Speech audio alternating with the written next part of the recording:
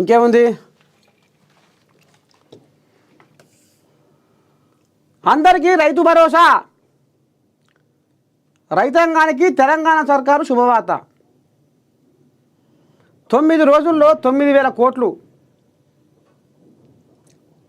7,11,984 మంది రైతులకు పెట్టుబడి సాయం ఎకరాలతో సంబంధం లేకుండా అందజేస్తామన్న సీఎం రేవంత్. మీటర్ నొక్కి రైతుల ఖాతాల్లోకి భరోసా డబ్బులు జమ. తొలి రోజు 2 ఎకరాల లోపు రైతులకు టకీ మెసేజ్లు. అయితే ఇక నిన్నయాల ములకశిర కార్తీ రాకముందుకే రోడి కార్తీల్నే ఆనదేవుడు ఈయరమయ్యర అరుచుకోండు. త్వరకరి సినుకులకు భూతల్ని మురిసిపోయింది. అంటే ఆనకాలం పంట స్టార్ట్ అయినట్టు.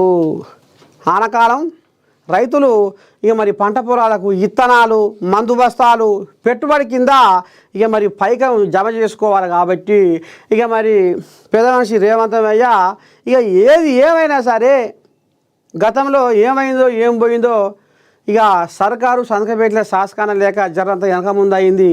ఇక ఈసారి మాత్రం పక్కా 9 రోజుల్లో 9 కోట్ల రూపాయలు, 9,000 కోట్ల రూపాయలు రైతుల ఖాతాల్లో టింగ పడబోతున్నాయి అని ఇక మరి పెద్ద మనిషి రైతు నేస్తం ప్రోగ్రాం పెట్టుకొని కుండబద్దలు కొట్టిండు. ఇక రైతన్నలు అయితే మస్తు ఎదురు చూస్తున్నారు. పెట్టుబడి సాయం, రైతు భరోసా. కొంతమంది రైతన్నలు నిద్రలు కూడా కలవరిస్తున్నారు. మరి అప్పుడే 2 ఎకరాల వరకు పడ్డాయట. ఈ 9 రోజులలో ఉన్నవి మాత్రం పడతాయట. మరి ఎంతమంది పడతాయి తాత, ఏంది ఏం కథ ఇది?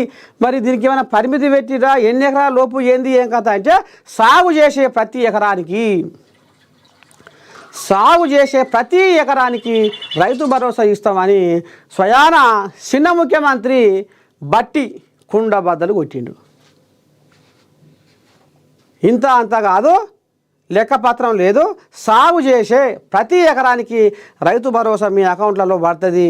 ఇక మీరు దంచుకొని రామ సక్కదనంగా పంటలు పండిర్రి ఎలదీర్రి అని ఇక ఈ రకంగా చెప్పుకొస్తుర్రు. చూద్దాం మరి ఇక రైతు భరోసా. ఇక మరి కొన్ని కోళ్ళాగలు అయ్యా మరి పోయినసారి ఇక మరి ఈ ఆశింగు పంట మీద వచ్చే పెట్టుబడి రైతు భరోసా మరి అది రాకపాయే, అది 4 ఎకరాలకే వచ్చి పడే కతిమలకు రాకపాయే, అది ఇదని కూడా కొంతమంది రైతు సంఘాలలో వాళ్ళు వీళ్ళు ఇప్పుడు ధర్నాలు రోడ్ల మీదకి వస్తుర్రు. ఇక ఆ కథ నడుస్తుంది.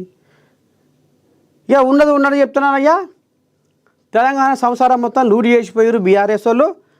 సర్కారు సంతకం పెట్టిన శాసకాన లేకుండా మేము ఈన్నో అన్నో చెడ్డో పాటో ఏదో ఉపాయం చేసి మేము మాత్రం ఇప్పుడు ఇస్తున్నాము. ఇప్పుడు మాత్రం మాట తప్పేయలేదు. మీకు 9 రోజుల్లో 9,000 కోట్లు జమ చేయబోతున్నాము. బోనస్ కూడా ఏదైతే పెండింగ్లో ఉన్న బోనస్ కూడా ఇవ్వబోతున్నామని ఈ సర్కారు కుండబద్దలు కొట్టి చెప్పుకొస్తుందిలా.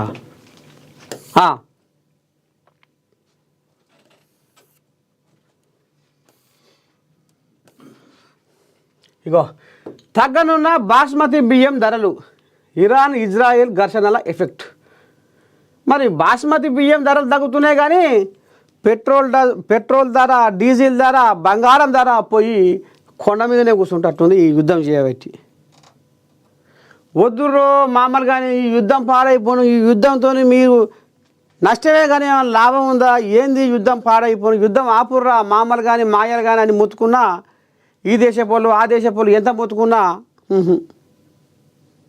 వాళ్ళ స్వార్థాల కోసం ఈ రకంగా కానిస్తే ఇక మరి బాస్మతి బియ్యం ధరలు తగ్గబోతున్నాయి అట. కానీ పెట్రోల్కు, డీజిల్కు, బంగారానికి ధర ఇంకా పెరుగుతుంది అట. ఇప్పటికే 1,00,000 పైచీలకి అయిపోయింది బంగారం ధర. మరి ఇంక 7 వేలు కూర్చుంటుందో బంగారం ఈ యుద్ధాలు చేయబట్టి.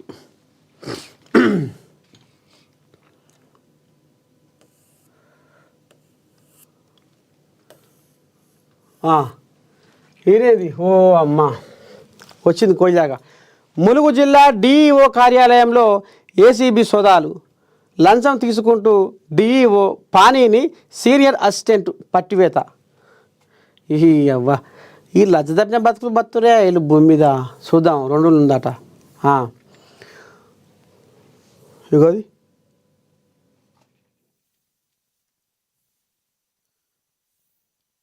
ములుగు జిల్లా కేంద్రంలోని డిస్ట్రిక్ట్ ఎడ్యుకేషన్ ఆఫీసర్ కార్యాలయంలో అవినీతి నిరోధక శాఖ అధికారులు సోమవారం ఆకస్మిక దాడులు నిర్వహించి జిల్లా విద్యాశాఖ అధికారి పానీని ఒక సీనియర్ అసిస్టెంట్ను రూపాయలు 20,000